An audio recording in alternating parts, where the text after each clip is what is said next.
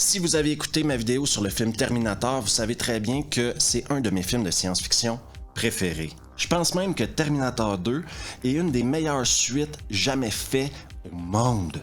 Aujourd'hui, à revue, je fais l'autopsie d'un corps mort depuis au moins 20 ans. Peut-être que tirer sur l'ambulance n'est pas la bonne solution, mais à défaut d'être constructif, ça va faire du bien. Je vous donne 12 raisons qui expliquent la mort de la licence Terminator. Et ça commence maintenant.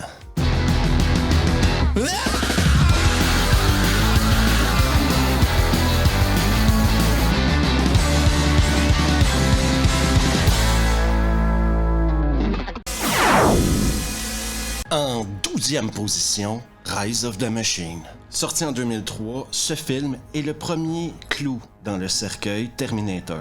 Déjà, la première claque au visage, tout ce qui s'est passé dans le 1 et le 2 n'a plus aucune importance parce que le jour du jugement est inévitable. Une claque au visage qui sera suivie d'un bon coup de pied dans les couilles parce que Eddie Furlong n'est plus John Connor. Il a été remplacé par Nick Stahl. Dis-lui qui je suis. John Connor est le chef de la résistance mondiale et le dernier espoir de l'humanité. Hashtag Not My John Connor. Claire Danes, en vétérinaire, deviendra sa femme et seconde de la résistance. La chimie entre Claire Danes et Nick Stahl est complètement invisible.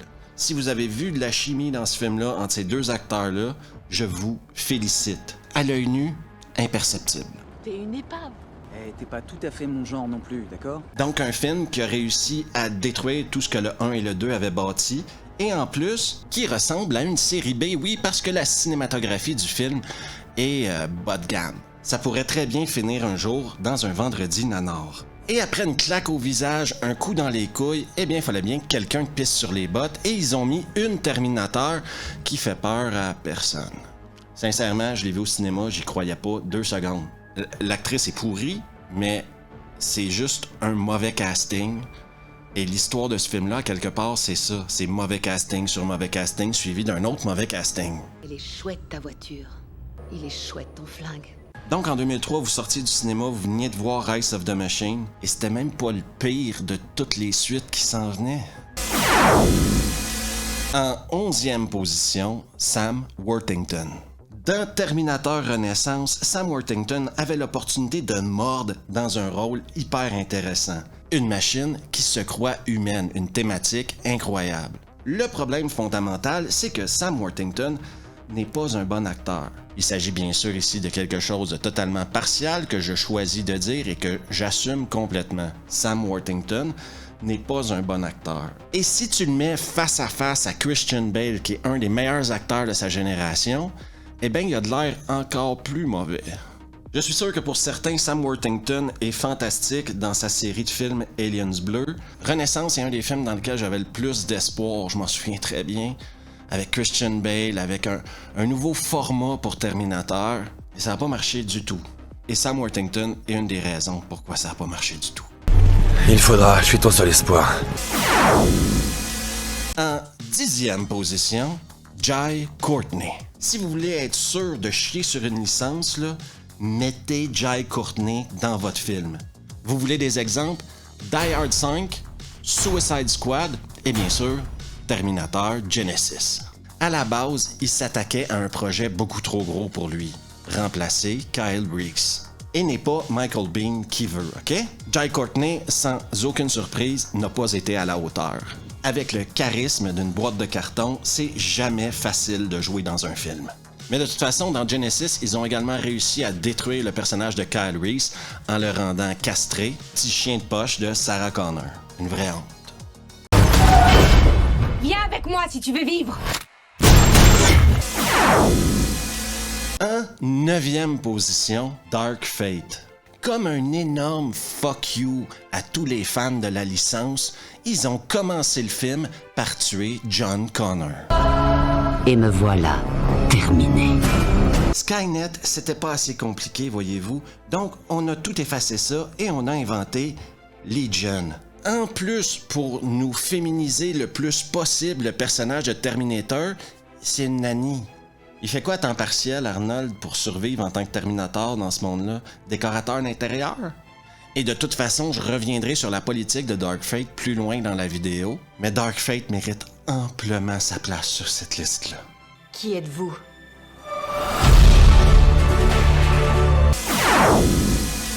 En 8e position, le vieux Terminator. Oui, parce que comprenez-vous, Arnold Schwarzenegger est un être humain qui vieillit. Le problème, selon moi, c'est que le concept du Terminator n'est pas supposé de vieillir. La preuve, c'est que tous les autres Terminators joués par d'autres acteurs qu'Arnold, eux, ne vieillissent jamais. Ils ont toujours plus ou moins le même âge.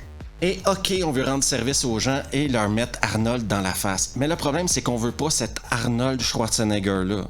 On veut l'Arnold de 84 ou celui de 92. Lui, on l'aimait beaucoup dans ce rôle-là. L'Arnold d'aujourd'hui m'intéresse beaucoup moins. En tout cas, pas dans ce genre de film-là, quoi. Je reviendrai. Quoi? Sans vouloir dire qu'il chie un peu sur l'héritage d'Arnold en continuant de le mettre dans ces films-là, je vous dirais qu'il chie un peu sur l'héritage d'Arnold en continuant de le mettre dans ces films-là. Tara, est-ce que tu crois au destin? En 7e position, le fan service. Est-ce que vous étiez content de voir Linda Hamilton revenir? À quoi ça a servi de faire revenir Linda Hamilton, sincèrement, là? Mis à part essayer de faire plaisir aux fans. Et je veux juste dire que Linda Hamilton, pour moi, c'est un personnage qui a évolué du 1 au 2. C'est intéressant parce que elle devient un peu folle dans le 2 et on l'a vu dans le 1 avant faire face à une situation exceptionnelle. Ce qui la rend crédible. Le problème, c'est que maintenant on nous montre une Linda Hamilton, Sarah Connor, qui a fait plein de choses qu'on n'a pas vues. Et ça, c'est un raccourci de paresseux. Nous dire qu'il s'est passé des choses et ne pas prendre le temps de nous les montrer.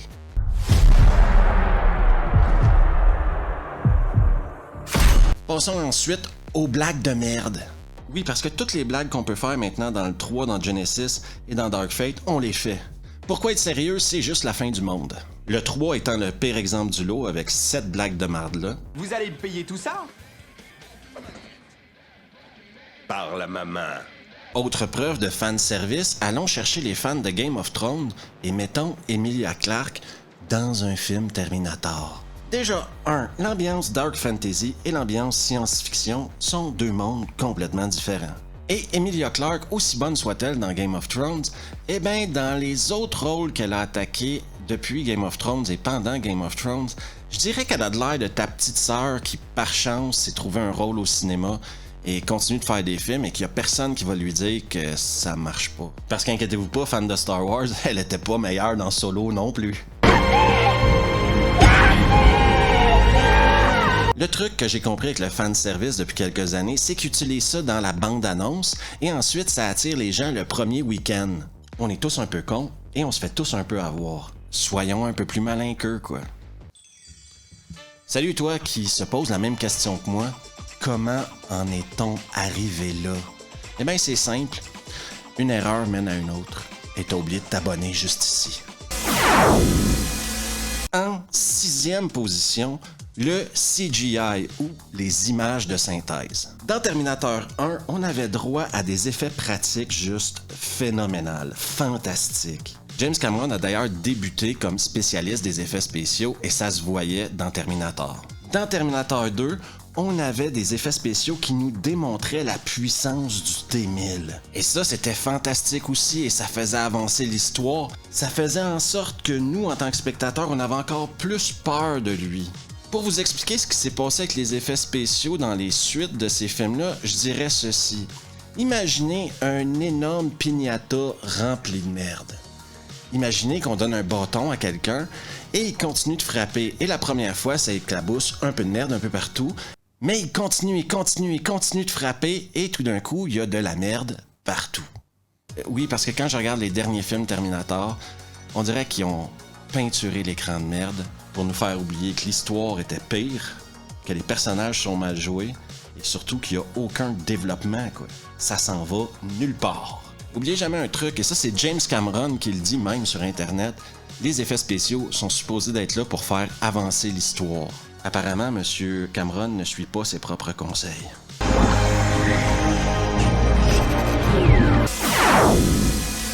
En 5e position, Terminator Genesis. Qui a grincé des dents quand il a entendu Sarah Connor dire « Papy » au Terminator? Mais ça, c'était juste le lubrifiant, ok? Parce qu'en transformant John Connor en machine, là, ils nous l'ont pété l'élastique à paix. Destruction totale de la franchise. Et du timeline, bien sûr. Une histoire sans queue ni tête, du voyage dans le temps à gogo, tout pour faire un énorme nanar. Et pour ceux qui n'étaient pas là au début de la vidéo, Jai Courtney en Kyle Reese, non! Qu'est-ce qu'elles ont fait de mon fils? En 4e position, les temps ont changé. Eh ben oui, on n'est plus en 84, on n'est plus en 92 et notre relation avec la technologie a énormément changé. Preuve, on se balade avec un ordinateur portable dans nos poches tous les jours. Oubliez pas que dans le premier Terminator, le Terminator trouvait l'adresse de Sarah Connor dans un bottin téléphonique.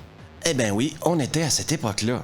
Aujourd'hui, l'intelligence artificielle fait partie de nos vies quotidiennement, je dirais. Un algorithme, à quelque part, c'est de l'intelligence artificielle. Continuons de parler de technologie 2 secondes. Je vais vous dire un secret sur les films avec du voyage dans le temps qui fonctionne. Expliquez-le le moins possible. Parlez-en le moins possible. Parce que plus que tu tombes dans le trou du voyage dans le temps, eh bien plus que tu mélanges les gens et plus que toutes les incohérences de ton histoire ressortent. Vous voulez faire un film avec du voyage dans le temps? Pas de souci, parlez-en le moins possible. Comme dans le premier, comme dans le 2. Ça faisait longtemps que je t'attendais. En 3e position, politiquement correct. C'est plus assez maintenant que Sarah Connor soit une survivante badass. Maintenant, elle doit être plus forte que Kyle Reese et avoir été entraînée par le Terminator vieillissant. C'est pas correct d'avoir un Terminator masculin en tant que héros d'un film. On va trouver un truc qui ressemble à un non-binaire ou une non-binaire et faire en sorte que ce soit elle qui devienne la protectrice d'une fille. Pourquoi il y a une fille? Eh bien parce qu'on a tué John Connor au début du film. Pourquoi on a tué John Connor? Parce qu'il y a trop de mecs dans les films. Personnellement, je m'en fous si l'histoire est bonne. Que ce soit un homme, une femme, un noir, un jaune, un rouge à pois mauve, je m'en bats les steaks si l'histoire est bonne, ok? Le problème, c'est qu'à chaque fois qu'ils ont essayé d'introduire des trucs comme ça améliorait pas l'histoire. Ça rendait aucun des films meilleur. Et je rajouterais à ça, moi je suis pas spécialiste de marketing, et j'imagine que chez Fox, ils ont des gens qui se sont payés des millions pour faire ce genre de truc-là, mais est-ce qu'ils connaissent c'est qui est fan de cette série-là? Qui sont les fans de Terminator? Je me lance comme ça, puis je vais essayer d'être conservateur, mais il doit y avoir 80% des gens qui vont voir un film Terminator qui sont des hommes. Un jour ou l'autre, là, pouvez-vous donner à ces mecs-là ce qu'ils veulent réellement? Je peux même aller plus loin en vous disant que le 20% de femmes qui sont allées le voir, c'était pas forcément pour voir une femme non-binaire en train de sauver la vie d'une autre femme parce que John Connor est mort, par exemple. Donc en réalité, je m'interroge s'ils font des films pour eux ou pour nous. Moi, je suis fan des 2 premiers Terminator, mais j'ai jamais écouté les 2 premiers Terminator en me disant qu'il y avait un statement politique à travers ces 2 films-là, quoi. C'est un divertissement. Voudriez-vous, s'il vous plaît, nous divertir? Ah oui, en passant, il y a une autre série qui a fait ça dernièrement. Une autre propriété de Disney, d'ailleurs. En 2e position, toujours la même prémisse. Et pourtant, c'est pas les idées qui manquent, hein? Parce qu'on pourrait aller dans le futur, par exemple. Voir la véritable guerre comme ils ont essayé de faire avec Résistance, mais en mieux. Ou tant qu'à y aller, pourquoi pas retourner dans le passé à l'époque des parents de Sarah Connor? Les années à la maternelle de John Connor, je suis curieux, moi, mais non. Et ce qui me frustre le plus dans tout ça, c'est que les réalisateurs qui reprennent un Terminator ont compris c'est quoi l'histoire d'un Terminator. Une machine voyage dans le temps pour tuer un leader de la Résistance. Mais le problème, c'est qu'ils n'ont pas compris la thématique du film.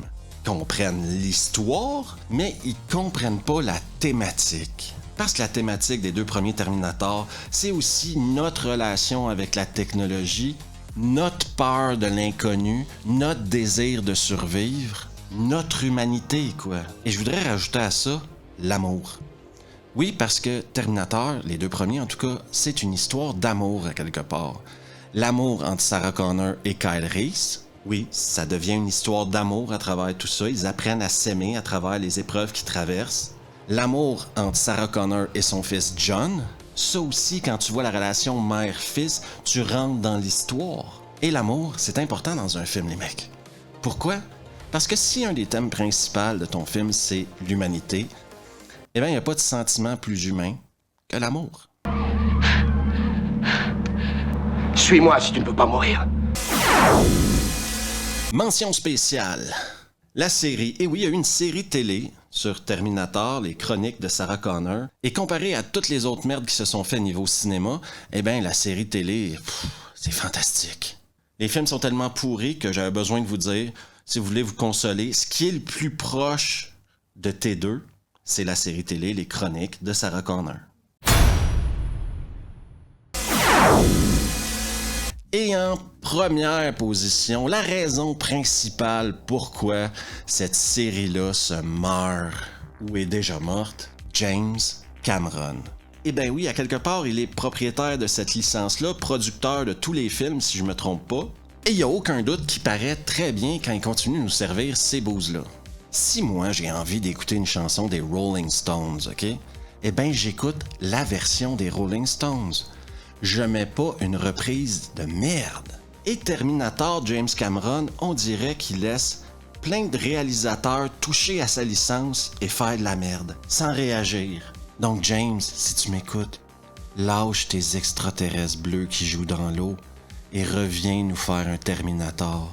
Tu es le seul qui puisse nous aider et nous sauver de l'obscurité qui nous habite depuis 20 ans maintenant. Ou sinon, continue de donner ta licence à n'importe qui puis laisse-les faire des merdes, mais arrête de donner des entrevues avant chaque film pour dire à tout le monde que c'est le meilleur Terminator que t'as jamais vu de ta vie, quand on sait tous très bien que tu nous mens.